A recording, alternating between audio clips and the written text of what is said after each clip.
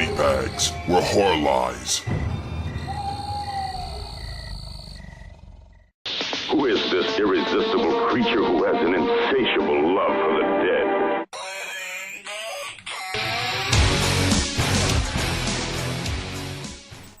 Hey guys, welcome to week 5 of Body Bags.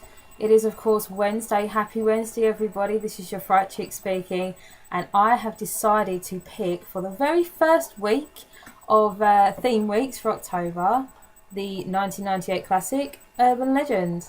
So this week is slasher week and I had a really hard time picking a movie, but this one I feel is quite a standout movie from the 90s. I decided to try and stay away from all the big wigs, you know, like Halloween, things like that. Yeah, Urban Legend, people. If you're an Urban Legend fan like I am, then this movie is right up your alley. It's got a huge cast of like semi-unknowns and some big names. Robert Englund is in it. We've got some cameos from people like Brad Dourif. I mean, it's a pretty big movie for its time, I think. And they spent about $14 million on this, and it grossed about $72 million. And still, the critics hated it. They totally slagged this movie off. I love this movie. I used to rent this movie all the time. So basically we're following Alicia Witt and Tara Reid, Michael Rosenbaum, Rebecca Gayheart, and of course Jared Leto. I love Jared Leto. This is like pre 30 Seconds to Mars days, and I'm a huge 30 Seconds to Mars fan. But yeah, so basically it is Jared Leto as Paul and Alicia Witt as Natalie. They're our kind of unofficial couple that we're following throughout the movie.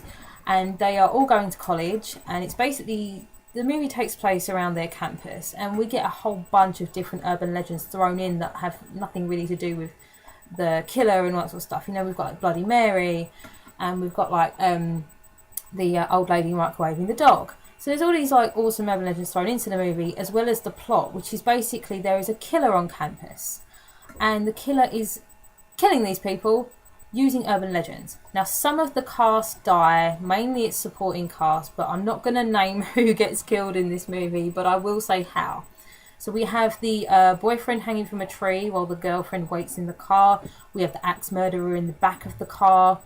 We have the whole, aren't you glad rather that you didn't turn on the light? We have a whole bunch of awesome, bloody, gory murders, and the twist at the end is amazing.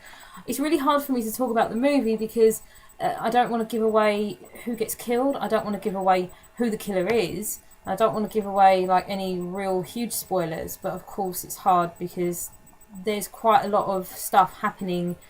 It doesn't really drag, so there's all these sort of major plot points all the way through the movie, so it's really hard for me to kind of tell you.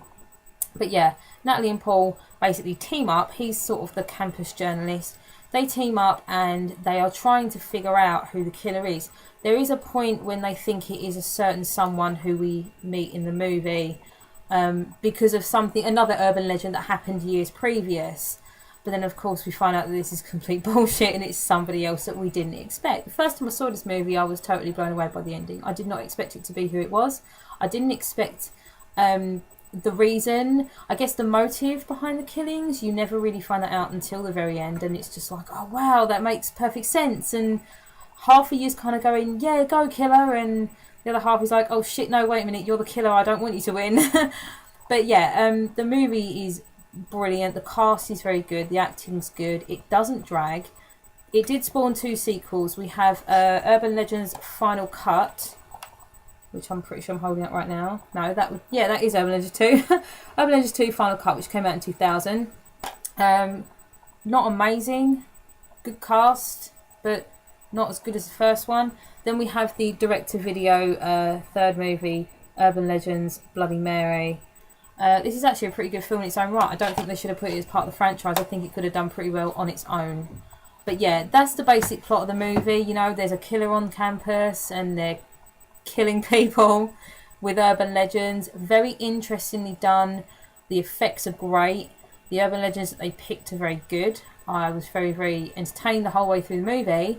There was a lot of films like this in the 90s. There's, especially the late 90s. I call it sort of the post-Scream era. They all decided that they needed to be clever because obviously after Scream took the piss out of all that stuff, they realised it wasn't going to work. And good on you, Scream, because you spawned a whole bunch of movies that were just awesome in the 90s. If you're a 90s kid like me, you probably love this movie too. But yeah, I'm going to end it there because now I'm starting to ramble. But yeah, that was Urban Legends for Slasher Week. Tune in next week for week 6. We shall be doing, pretty sure it's Ghost Week. Still haven't picked a movie, but yeah, tune in for that. See you guys later. Bye.